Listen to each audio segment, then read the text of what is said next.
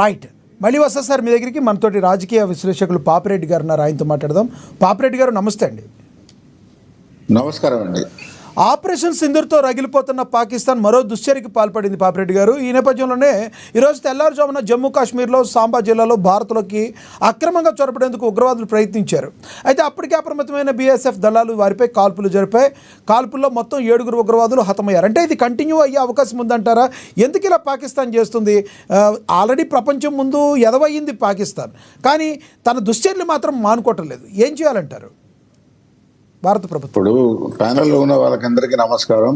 లక్ష్మీనాథ్ గారు, ఒక విషయం మనం అందరం కూడా గమనించాల్సింది ఏంటంటే, నేను ఒక political and the economic analyst గా చెప్తున్నా.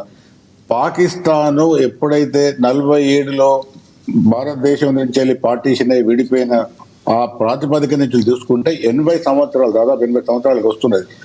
80 సంవత్సరాలు కూడా వాళ్ళు ఎప్పుడు కూడా యాంటీ ఇండియా సెంటిమెంట్ తోనే బతికారు. హిందుత్వం అంటే వ్యతిరేకము, భారతదేశం అంటే వ్యతిరేకం, దాని మీద బతికారు.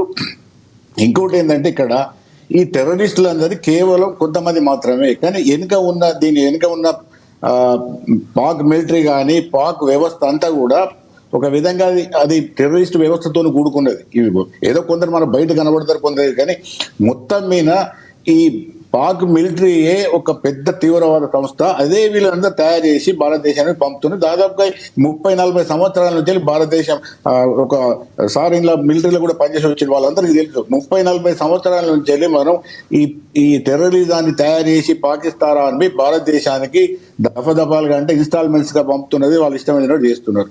ఇంతవరకు కూడా వాళ్ళకు సరి అయిన ఒక గుణపాఠం చెప్పే అవకాశం రాలేదు. ఇప్పుడు వచ్చింది. అయితే ఏంటంటే, ఇప్పుడు మీరు అన్నట్టు లక్ష్మీనాథ్ గారు 7 జిమ్ వాళ్ళంటే చేసే వాళ్ళు వచ్చారు, లేకపోతే ఇంకోళ్ళు వచ్చారు, ఇవన్నీ చిన్న చిన్న విషయాలు. ఇది ఏంటంటే, దీనికి అంతటికి రూట్ అయితే మూల కారణం ఏంటంటే, పాకిస్తాన్ లో ఉన్న ఈ మిలిటరీదే అక్కడ అంతిమ అధికారం. వాళ్ళకి సివిలియన్స్ అంటే ఇప్పుడు ఉన్న మనకు నవాబ్ షేబాబ్ షరీఫ్ ఇంకో ఎవడో అసలు అది ప్రభుత్వం కాదు ఉన్నది.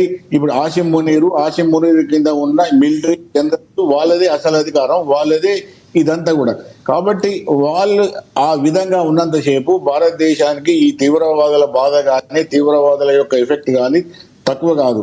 ఈ ఒకసారి ఎక్కువైతుంది, ఒకసారి తక్కువ అవుతుంది, కానీ ఇది కంటిన్యూగా గత 40-45 ఏళ్ల నుంచి వెళ్ళి భారతదేశం, జమ్మూ కాశ్మీర్ కాదు, భారతదేశం మొత్తం కూడా ఎఫెక్ట్ అవుతున్నది. ఇప్పుడు భవిష్యత్తులో కూడా ఈ పరిస్థితి ఈ విధంగా ఉండడానికి అవకాశం ఉంటే తగ్గదు. ఒకవేళ మనం భారతదేశం ఈ తీవ్రవాదాన్ని పూర్తిగా ఆపాలి, తొలగించాలంటే మాత్రం ఈ యుద్ధం అనేది ఏదైతే ఇప్పుడు జరుగుతున్నదో, ఈ యుద్ధంలో పాకిస్తాన్ ఆర్మీ మొత్తం దాని యొక్క బ్యాక్ బోన్ అంటే దాని పూర్తిగా దాన్ని నిర్వీర్యం చేస్తే తప్ప ఈ టెర్రరిజం ఆగే అవకాశం లేదు. ఎందుకంటే దానికి బెస్ట్ ఎగ్జాంపుల్ ఏంటంటే, మొన్న ఏదైతే సింధూర్ 1 మనం టెర్రరిస్ట్ చవరాల మీద అటాక్ చేసినప్పుడు ఆ చనిపోయిన వాళ్ళకు మిలిటరీ హానర్స్ తోని, నేషనల్ ఆనర్స్ తోని మిలిటరీ వాళ్ళు పెద్ద ఎత్తున అటెండ్ అయ్యి వాళ్ళకు అది చేయడం జరిగింది, దానం చేయడం. అంటే దాని అర్థం ఏంటంటే, మిలిటరీ, టెర్రరిజము, పాకిస్తాన్ సమాజము, పాకిస్తాన్ ప్రభుత్వం అన్ని ఒకటే. మనం వేరువేరుగా చూస్తే కష్టమైంది. టెర్రరిస్టులు వేరు, ప్రభుత్వం వేరు, ఆర్మీ వేరు అని కదా, అందరూ ఒకటే. భారత వ్యతిరేకత అన్నది వాళ్ళకి నరణ పెంచి పోషించి ఉన్నది కాబట్టి అది అంత తొందరగా పోదు. ఒకటేంటంటే, ఇంత జరిగిన తర్వాత భారతదేశం చాలా కన్స్ట్రెయింట్ గా, అంటే ఒక విధంగా సమన్వయం పాటిస్తూ కొంత కంట్రోల్ చేసుకుంటున్నప్పటికీ కూడా Pakistan is rogue state, rogue nation కాబట్టి వాళ్ళు చేసేది అదే ఉంటుంది. మొన్న ఏదైతే మనకు ఈ జమ్మూలో జరిగిన సిల్లింగ్ అంటే ఏదైతే కాల్పులు ఉన్నాయో వాళ్ళందరూ కూడా సివిలియన్ టార్గెట్ చేశారు.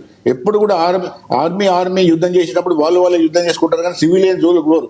కానీ మొన్న ఆ సిల్లింగ్ అంతా అంటే వాళ్ళ ఏవైతే ఆ మిలిటరీ వాళ్ళు చేసిన పాకిస్తాన్ అంతా కూడా సివిలియన్స్ కొట్టి దాదాపు 20 మంది దాకా చంపడం జరిగింది. అంటే అది ఒక రోగు స్టేట్, అది ఒక దరిద్రమైన వ్యవస్థ కాబట్టి దాన్ని గట్టిగా ధీటుగా ఎదుర్కొన్నానంటే ఈ సింధూర్ 1 సరిపోదు. సింధూర్ 2, సింధూర్ 3, సింధూర్ 4 ఎక్కడి దాకా పోతుందో, కానీ అంతిమంగా పాకిస్తాన్ లో ఆర్మీ యొక్క పూర్తిగా దాని ఎటువంటి దాని బలం లేకుండా చేస్తే తప్ప ఇది కాదు.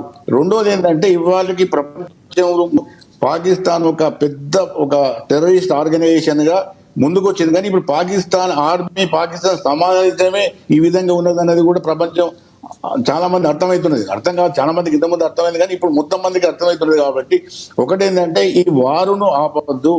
రెండోది ఏంటంటే వార్ ఆబ్జెక్ట్ ఒకటి ఉంటుంది. వార్ ఆబ్జెక్ట్ ఏంటంటే ఒకవేళ భారతదేశం శాంతియుతంగా ఉండాలి, భారతదేశంలో టెర్రరిజం ఉండద్దు, భారతదేశం ఒక అభివృద్ధి, ఇటువంటి ఒక రోగు నేషన్ ఒక పక్క నుండి ఎప్పుడు కూడా మనకి ఇబ్బంది పెట్టినప్పుడు మనకు అభివృద్ధి కాదు, శాంతి ఉండదు, శాంతి భద్రత సమస్య ఉంటుంది, ఒక టెన్షన్ ఉంటుంది. కాబట్టి ఇవన్నీ ఓన్ అనుకున్నప్పుడు మాత్రం ఖచ్చితంగా భారత ప్రభుత్వానికి ఒక పొలిటికల్ ఆబ్జెక్టివ్ ఏంటంటే ఇవందరినీ కూడా అంటే ఇవన్నీ లెక్కలో తీసుకొని ఏంటంటే వారును లాజికల్ ఏంటంటారు, వారు లాజికల్ ఏంటంటే కంటిన్యూగా తీసుకుపోయి పాకిస్తాన్ ఇక మేము కాశ్మీర్ జోలికి రాము, కాశ్మీర్ మాది కాదు, అది భారతదేశం అని చెప్పేదాకా కూడా యుద్ధం చేసి వాళ్ళని మొత్తానికి లేకుండా చేస్తే తప్ప ఈ సమస్య పోదు.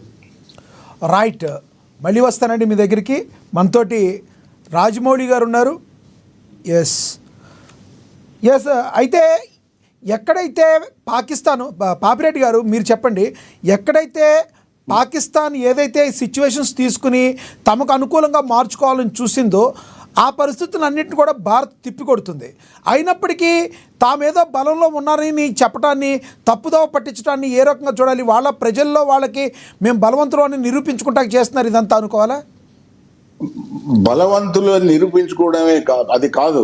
మేము ఎప్పుడు కూడా ఒక రోగ్ చేసినట్టు ఒక విధవలం, మేము చేసే పని ఇది అని వాళ్ళు ఇంతకుముందు చేస్తున్నారు. ఇప్పుడు కొత్త చేసేది ఇది కాదు. ఇవాళ యుద్ధం వచ్చింది కాబట్టి అందరు చూస్తున్నారు. కానీ గత 40-50 సంవత్సరాల నుంచి నిరంతరంగా పాకిస్తాన్ ఆర్మీ కానీ, పాకిస్తాన్ ఆర్మీ తయారు చేసిన టెర్రరిస్ట్ ఆర్గనైజేషన్స్ కానీ, ఈ రకరకాల వ్యవస్థలు కానీ ఇంతవరకు చేస్తూనే ఉన్నాయి. ఇప్పటి వరకు పాకిస్తాన్ ఆర్మీ భారతదేశం మీద 4 యుద్ధాలు చేయడం జరిగింది. 1948, 1965, 1971, ఆఖరికి 1999 200 కార్గిల్ వార్. ఇప్పుడు యుద్ధాలు చేస్తూనే ఉన్నారు. వాళ్ళు ఎప్పుడు ఆగలేదు. వాళ్ళు ఎప్పుడు కూడా వాళ్ళ నిజ స్వరూపం ఉన్నది. కానీ మన ప్రభుత్వాలు చేతకాకనో చేతనయ్యో అప్పుడున్న మనకు ఉన్న పరిస్థితుల బట్టి మనం సరిగా రెస్పాండ్ కాలేదు. కానీ ఇప్పుడు ఖచ్చితంగా రెస్పాండ్ కావాలి. ఇటువంటి వ్యవస్థను పూర్తిగా నాశనం చేయకపోతే మనకి ఎప్పుడు కూడా ఇదే స్థితిలో ఉంటుంది. రైట్ పాపిరెడ్డి గారు, మళ్ళీ వస్తాను. మనతోటి రాజకీయ విశ్లేషకులు రాజమౌళి గారు జాయిన్ అయ్యారు, ఆయనతో మాట్లాడదాం. రాజమౌళి గారు నమస్తే అండి.